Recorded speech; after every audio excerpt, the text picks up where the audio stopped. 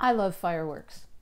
I'm so thankful that over 2,000 years ago, the Chinese discovered fireworks and then began to work with them. But here's a fun fact.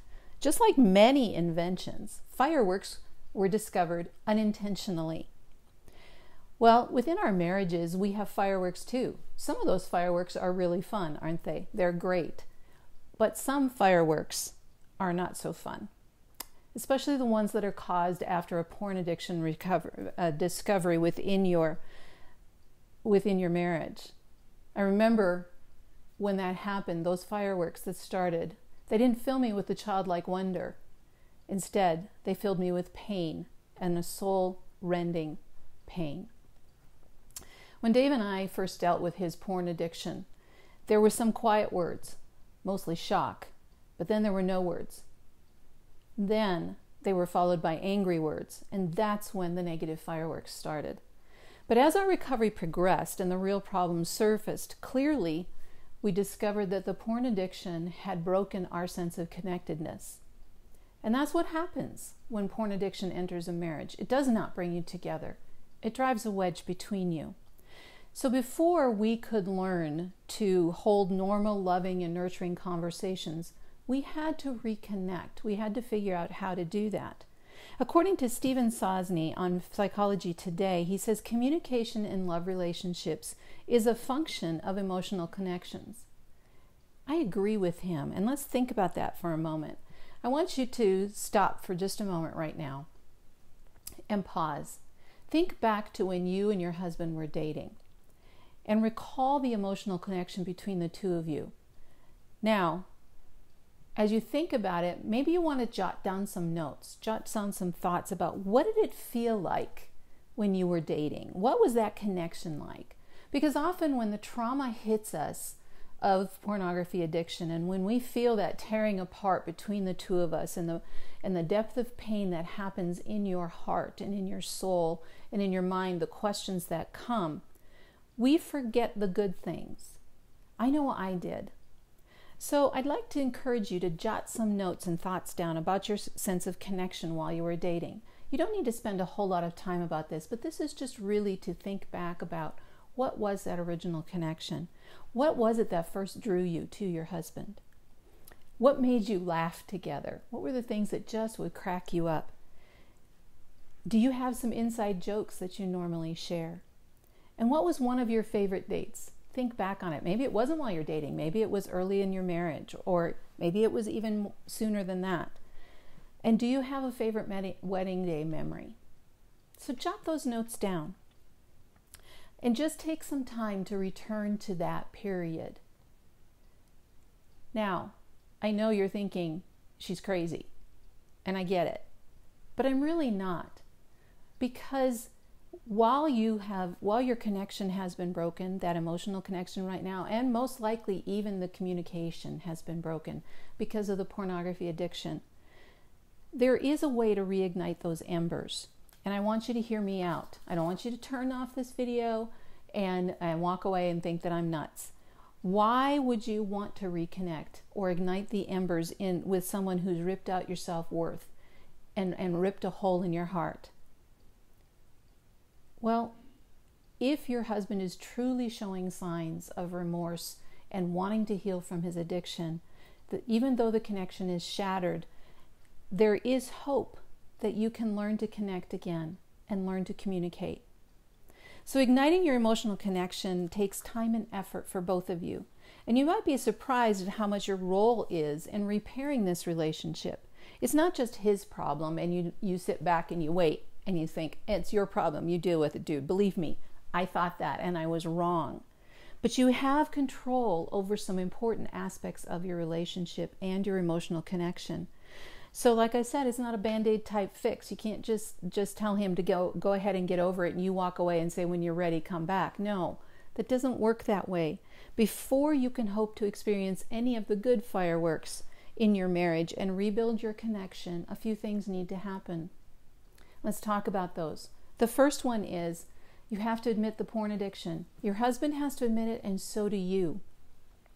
The reconnection doesn't occur until your husband has come completely clean. A lot of women like you have asked me, why did I stay in my marriage? And it's because I could see within Dave this complete brokenness and this I will do whatever it takes to repair the marriage. I have hurt you, I have destroyed our marriage, and I want it back. I want to do this.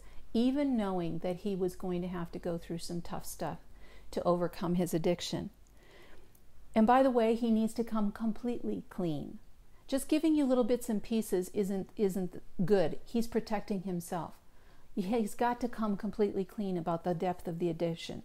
When he doesn't come clean, it gives you the illusion that he has told you the truth, but then little things start coming out, and as you discover more things, it destroys your trust even deeper.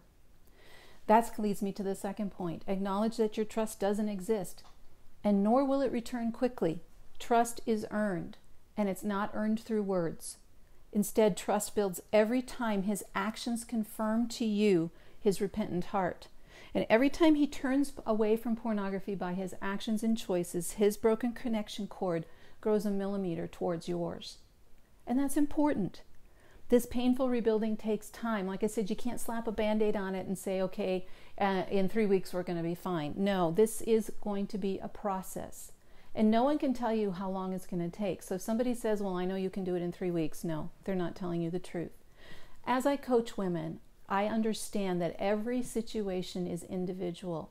And what we do is we work through the issues that are between the two of you. And we talk about how to reconnect and start drawing toward each other.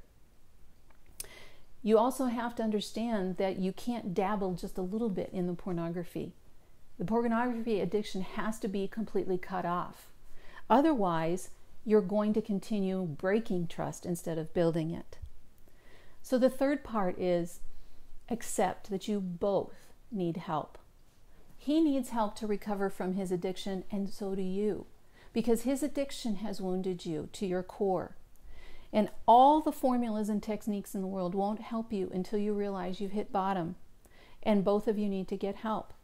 I remember when I hit bottom. I remember that feeling of there's nothing left. And it wasn't pretty. And guess what? There weren't parades and celebrations when Dave hit bottom either. We found ourselves surrounded by the devastation that we had allowed in our marriage. But in that moment, we also found something else. We felt Jesus right there. You know, God promises us in the Bible that he is not going to abandon us or leave us, but he is going to be there to walk with us every step of the way to restored relationship with him and to each other. So that's the best place to start, is reconnecting with God and admitting that you need his help and intervention. The fourth step is to make plans to meet with a professional. Every marriage, especially one where trust is broken, benefits from a neutral party, an outside professional, who can help you discover what needs to change and how to move forward so that you can begin your connection. The he said, she said ends when someone else helps you feel heard. And each of you understands that you're being heard, that what you're feeling is real, and then you begin to be equipped with tools to help you reconnect and learn to communicate. Believe me, you and your marriage are worth fighting for. But you both have to decide to address these 4 steps to rebuild your marriage. And it helps to have an experienced guide to find your way up and out of the dark pit. I know, Dave and I experienced what that felt like and how helpful it was. So if Dave and I had not been honest and recognized our broken trust and reached out for others, I don't know that we'd be here today with 11 grandchildren, 38 years of marriage, and in a marriage that is nothing like what we had before. We have taken these steps, and every time we do, every time we recognize and we still admit there's a problem and we need help, we continue to grow and reconnect. And let me say again, your reconnection will take time. Well, if you think you need help, I'd be honored to talk with you. You can just hop over to KirstenDSamuel.com. That's KIRSTEN, D as in Diane, SAMUEL.com. Click on that big blue button and set up a time to chat. Let's see how you and I can find the way for you to move forward. Until next time, have a great day.